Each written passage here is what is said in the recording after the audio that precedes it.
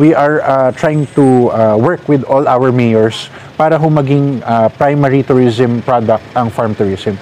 So as of this moment, syempre, iniinganyo ko lahat ng mga tao na kahit papano explore the different side of Ilocos, explore the farm tourism circuit, and help your kids be open with regards to getting their hands dirty and looking at agriculture as a form of sustainable tourism.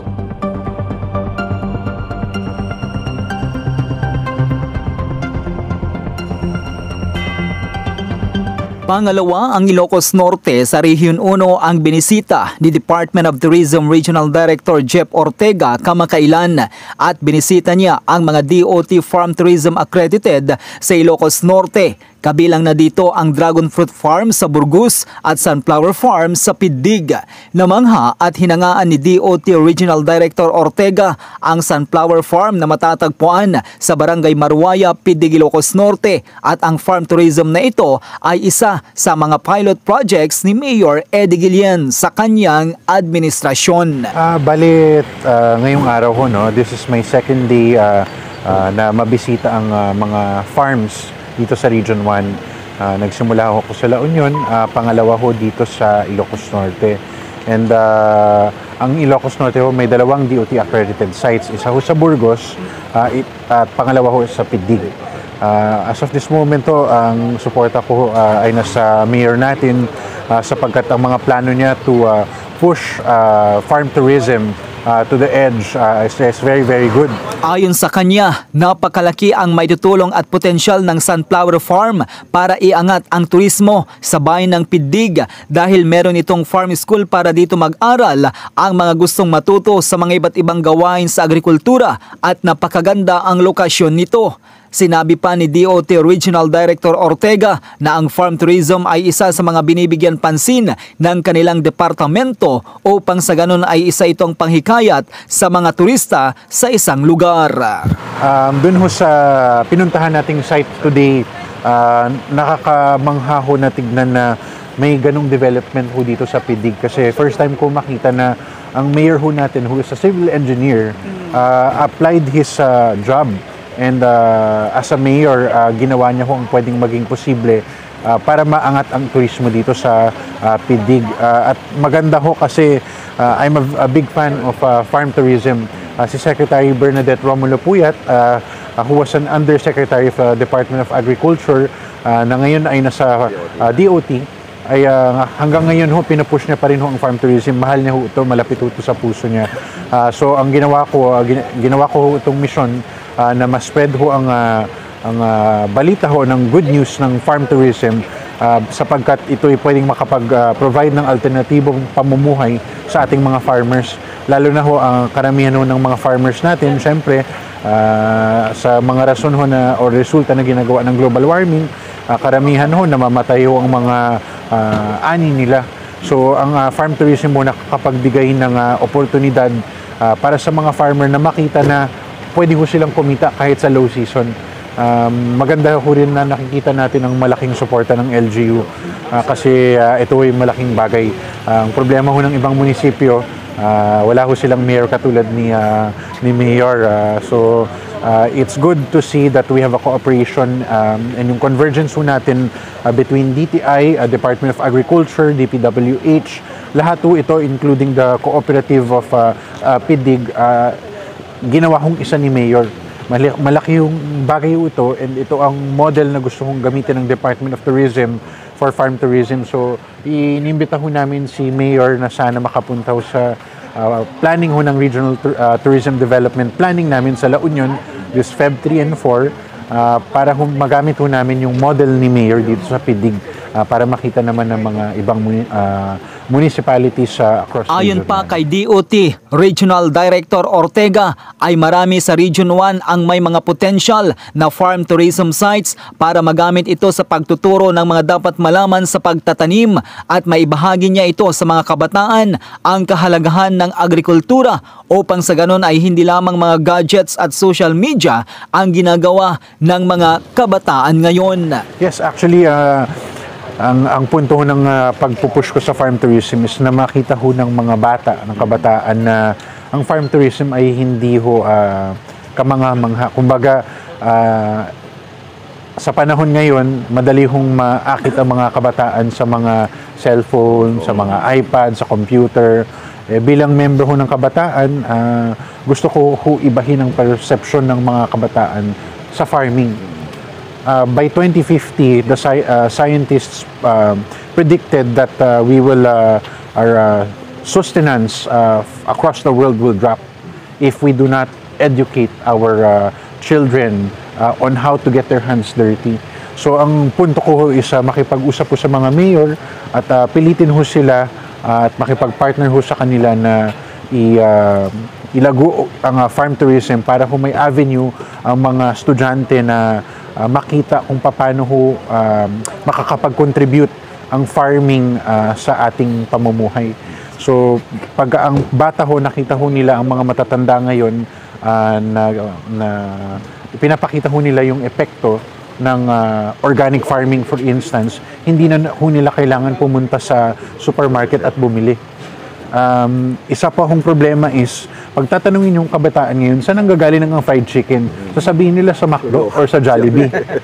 So, syempre ho, di ba nakakagulat yung ganun? So, ang gusto natin ibalik is yung originality ng ating farming industry and matulungan ho natin ang mga farmers natin. Sa pagbisita ni DOT Regional Director Ortega sa bayan ng Pidig kamakailan ay naghanda ng LGU Pidig ang isang lunch meeting sa mismong opisina ni Mayor Eddie Guillen kasama ang Ilocos Norte Provincial Tourism Officer Mr. Ian Raquel at mga iba pang personalidad na konektado sa turismo sa Ilocos Norte at sa Region 1. Sa naging meeting nila ay naikwento ni Mayor Guillen na maraming mga lugar ang pwedeng i-develop at gawing tourism sites na pwedeng panghikayat sa mga turista na bumibisita sa lalawigan.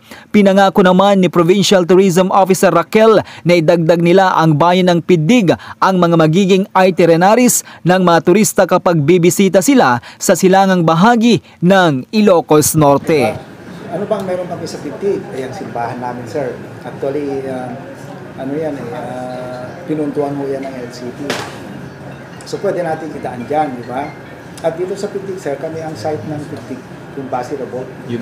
Kilala kami sa Basi Rabot dito. At saka, dito rin po yung site ng, di ba, yung Basi Rabot? Kami daw po lang nagrebelde sa mga Kastila eh. At dito rin po sa Pidig, yung site ng 15th Infantry Shrine. Ibig sabihin kami ho yung nag-organize muna nung yung 15th Infantry kasi siya nag-liberate ng Northern Luzon ng World War II. So, panahon ng Kastila, meron kami history na maganda. Panahon ng World War II, meron pa din. Pati panahon ng NPA, mamaya dadalhin kita doon. Kasi Pidig lang ang hindi na-overrun ng NPA noong panahon na nire-raid nila yung mga towns. So, meron silang kampo ng mga sundalo yan dyan lang sa likod, sir. Pre-reserve ko yan, makita mo pa yung mga bala ng mga nandun pa eh. So, ang ganda ng history niyan, kasi yung bagong graduate na PMA, unang araw na nag-report siya doon, kinakabihan ni Raid, siya lang ang namatay doon sa ano. But 7 lang sila nag-defend, ang dami naman yung NPA, umabot yata ng mga 50. So hindi nila na-overrun yan. Magandang history, ibig sabihin ko lang, kung makagawa tayo ng walking trail. Ano lang, di ba yan? Yung sa NPA, mga 1980s o siguro. 87. Parang alam mo, story yung alam mo. Oo. Bakit ang Pidig, laging namumura, bilhin mo sir, Basi Rabot, kami ang naunang nag-rebelde sa mga Kastila, and then sa liberation na naman ng World War II, kami na naman ang naunang na-issue.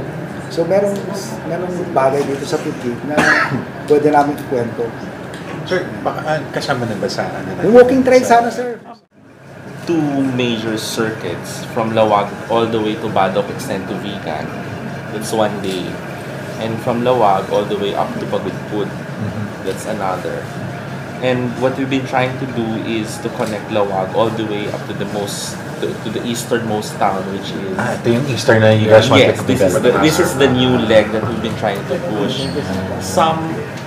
We started pitching the idea to the agents, I think some 4 or 5 years ago, with experimental tours going to the east. So Pidig was definitely is definitely part of the itinerary.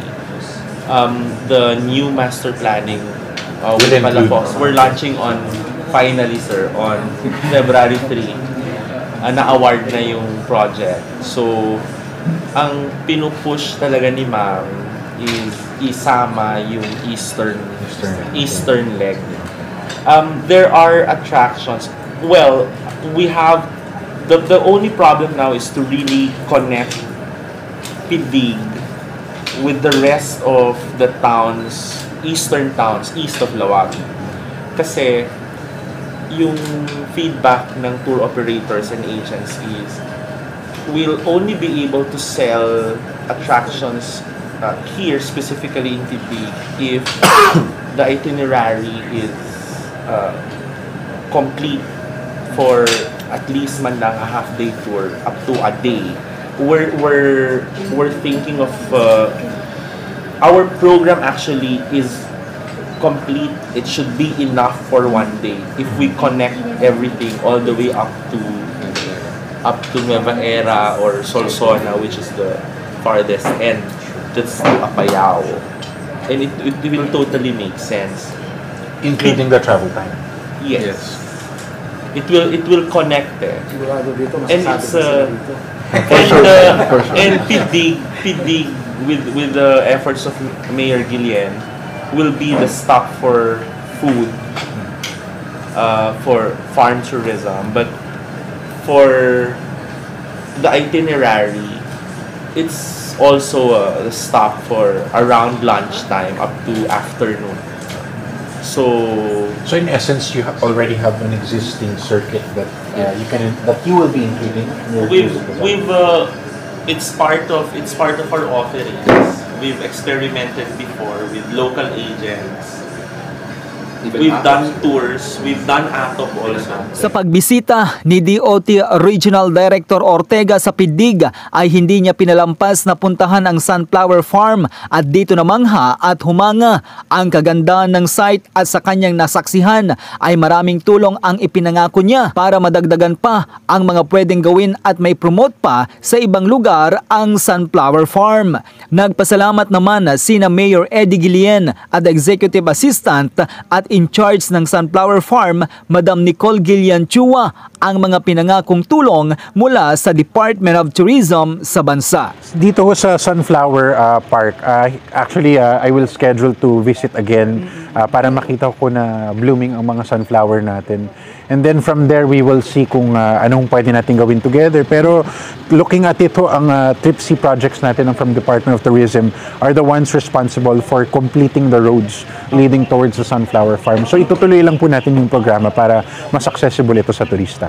Mula sa bayan ng Pidig, Ilocos Norte, Joey Cordero Kiawit, nag-uulat.